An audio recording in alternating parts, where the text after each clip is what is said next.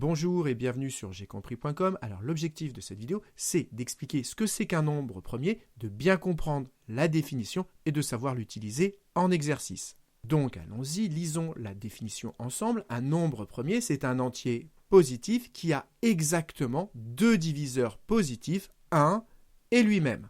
Alors faisons marcher cette définition sur un exemple. Regardons si 10 est premier ou pas. Et bien pour cela, on va regarder combien il a de diviseurs positifs. S'il en a exactement 2, il est premier, et sinon, il n'est pas premier.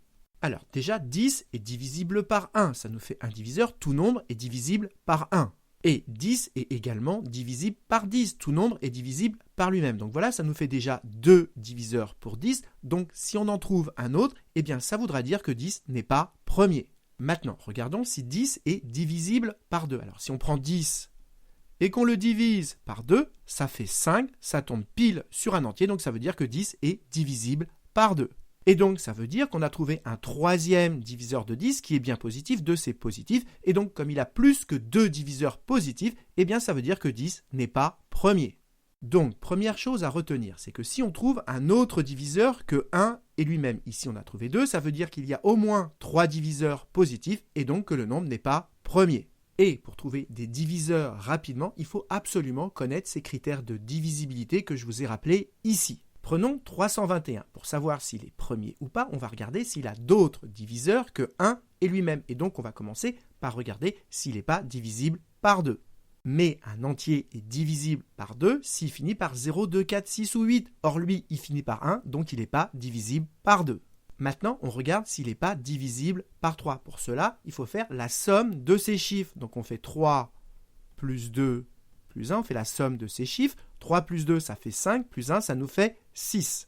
Et si la somme est divisible par 3, ça veut dire que le nombre est divisible par 3. 6, c'est bien divisible par 3, et donc ça veut dire que 321 est divisible par 3. Et donc ça veut dire qu'on a trouvé un autre diviseur à 321 que 1 et lui-même, on a trouvé 3. Donc ça veut dire que 321, il a au moins 3 diviseurs, 1, lui-même et 3. Et donc comme il a plus que 2 diviseurs positifs, il n'est pas premier.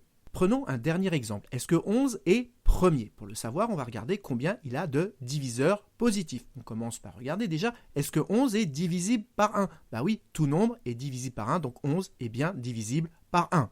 Maintenant, on regarde si 11 est divisible par 2. Pour qu'il soit divisible par 2, ça veut dire que son chiffre des unités, c'est 0, 2, 4, 6 ou 8. Ici, son chiffre des unités, c'est 1, donc il n'est pas divisible par 2.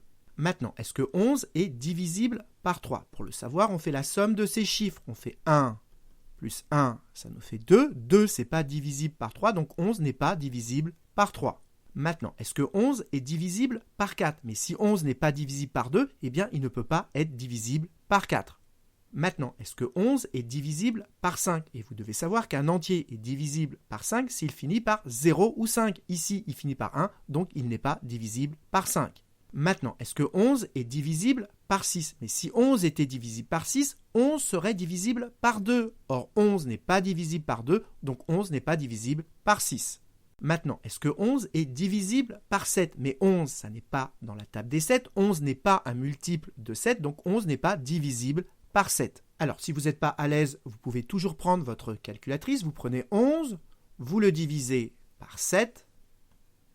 Vous affichez le résultat sous forme décimale. Et comme on ne tombe pas sur un nombre entier, ça veut dire que 11 n'est pas divisible par 7. Maintenant, est-ce que 11 est divisible par 8? Alors, si 11 était divisible par 8, eh bien alors 11 serait aussi divisible par 2. Mais comme 11 n'est pas divisible par 2, eh bien 11 n'est pas divisible par 8.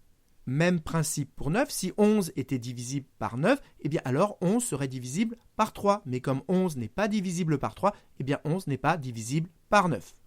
Maintenant, est-ce que 11 est divisible par 10? Alors là, vous devez savoir qu'un entier est divisible par 10 lorsque son chiffre des unités est 0. Or ici, le chiffre des unités, c'est pas 0, c'est 1, donc 11 n'est pas divisible par 10. Et enfin, est-ce que 11 est divisible par 11? Bah oui, tout entier est divisible par lui-même.